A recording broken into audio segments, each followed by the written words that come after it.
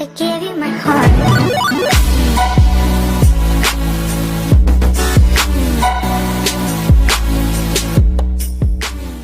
Assalamualaikum warahmatullahi wabarakatuh. Kali ini saya mendapatkan kesempatan lagi nih untuk membuat video. Yang kemarin kan videonya tentang membahas filsafat karena dalam lingkup mata kuliah filsafat pendidikan. Nah, sekarang saya akan membahas tentang hadis karena dalam lingkup mata kuliah hadis dalam perspektif pendidikan agama Islam yang diampu oleh Profesor Dr. Hajar Marhumah MPD. Nah, pada kesempatan kali ini saya mendapatkan tema tentang hadis yang dibahas dari segi kuantitasnya atau dari banyaknya perawinya nih. Kalau teman-teman ingin belajar banyak tentang hadis, teman-teman bisa melihat video-video dari teman-teman saya. Tulis aja di YouTube itu Dr. Profesor Hajar Marhumah, nanti di situ akan banyak yang keluar dari pembahasan hadis yang lainnya tentang hadis dari segi kualitas, hadis, apa itu perawi, apa itu sanad, dan lain sebagainya. Nah, kita masuk ke pembahasan kali ini ya. Saya akan menjelaskan secara sesingkat-singkatnya. Kita sama-sama belajar ya. Kalau dari saya nanti ada kurangnya, teman-teman boleh memberi masukan, tulis aja di komentar di bawah. Oke, kita masuk ke pembahasan hadis tentang segi kuantitas. Hadis yang ditinjau dari segi kuantitas itu dari beberapa ulama itu berbeda pendapat. Yang pertama yaitu dari ulama hadis dan ulama kalam itu mengatakan bahwa hadis yang ditinjau dari banyaknya jumlah perawi itu dibagi menjadi dua, yakni hadis mutawatir dan hadis ahad. Sedangkan menurut ulama usul itu mengatakan bahwa hadis yang ditinjau dari segi kuantitas itu dibagi menjadi dua, yaitu ada hadis mutawatir, masyhur, dan ahad. Sebenarnya dari ulama kalam dan ulama hadis itu memasukkan hadis masyhur ke dalam hadis ahad karena mereka berpendapat bahwa hadis masyhur itu tidak dapat berdiri sendiri. Yang pertama yaitu hadis mutawatir. Menurut ahli hadis mengatakan hadis mutawatir adalah hadis yang diriwayatkan oleh banyak orang dan mustahil menurut adat bahwa mereka itu bersepakat untuk berdusta. Sedangkan Imam An-Nawawi mendefinisikan hadis mutawatir adalah hadis yang sahih yang jumlah besar orang menurut akal dan adat mustahil mereka itu bersepakat untuk berdusta sejak awal sanad, tengah maupun akhir. Nah, kesimpulannya hadis mutawatir ini bisa dikatakan itu hadis yang sahih. Kalau teman-teman ingin tahu apa itu hadis sahih, teman-teman bisa melihat dari penjelasan teman-teman saya yang ada di YouTube. Tulis aja nanti linknya, penjelasan tentang hadis yang ditinjau dari segi kuantitas. Nah, nanti ada penjelasan dari apa itu hadis sahih dan lain sebagainya. Adapun syarat-syarat dari hadis mutawatir, yang pertama itu udah jelas bahwa hadis mutawatir itu harus diriwayatkan oleh sejumlah besar perawi.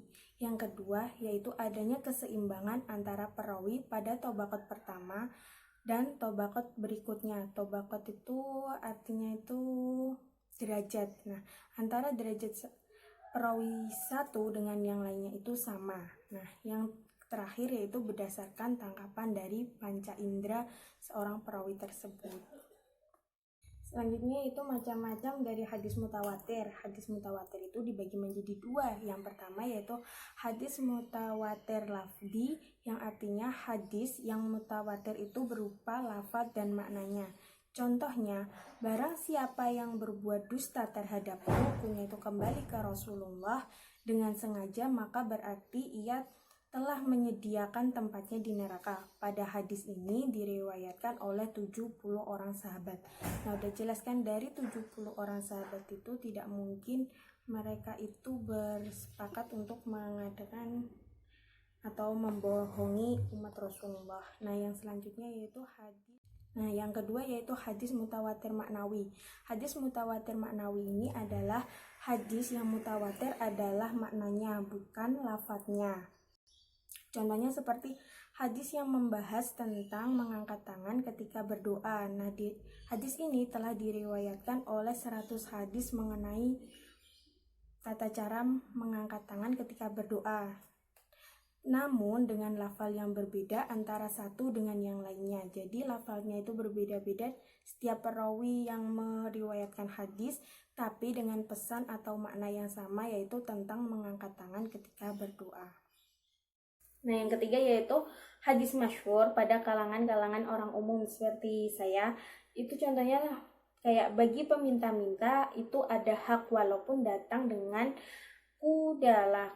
Hadis ini itu tuh udah sering terdengar oleh kalangan-kalangan umum atau kalangan awam. Nah, yang selanjutnya yaitu hadis ghairu masyhur. Hadis ghairu masyhur ini juga dibagi menjadi dua, yakni hadis aziz dan hadis gharib. Hadis aziz secara istilah yaitu hadis yang diriwayatkan oleh dua orang, walaupun dua orang rawi tersebut terdapat pada satu tabaqat saja, kemudian setelah itu orang-orang pada meriwayatkan. Dan kita masuk ke macam-macam hadis ahad. Hadis ahad juga dibagi menjadi dua, yaitu hadis masyhur dan hadis ghairu masyhur. Tadi kan saya sudah mengatakan bahwa ada yang mengatakan dari ulama usul itu hadis masyhur itu dapat berdiri sendiri, tapi dalam buku yang saya jadikan sumber itu hadis masyhur dimasukkan ke dalam hadis ahad. Jadi saya mengikuti alurnya hadis masyhur yang dimasukkan ke dalam hadis ahad ya.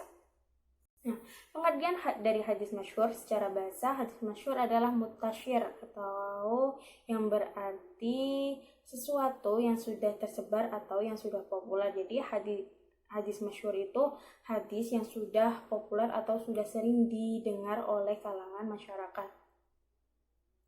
Contoh dari hadis masyhur ini pada kalangan muhandisin atau golongan ahli ilmu. Contohnya seperti seorang muslim itu adalah orang yang menyelamatkan sesama muslim lainnya dari gangguan lidah dan tangannya. Hadis ini diriwayatkan oleh Bukhari Muslim.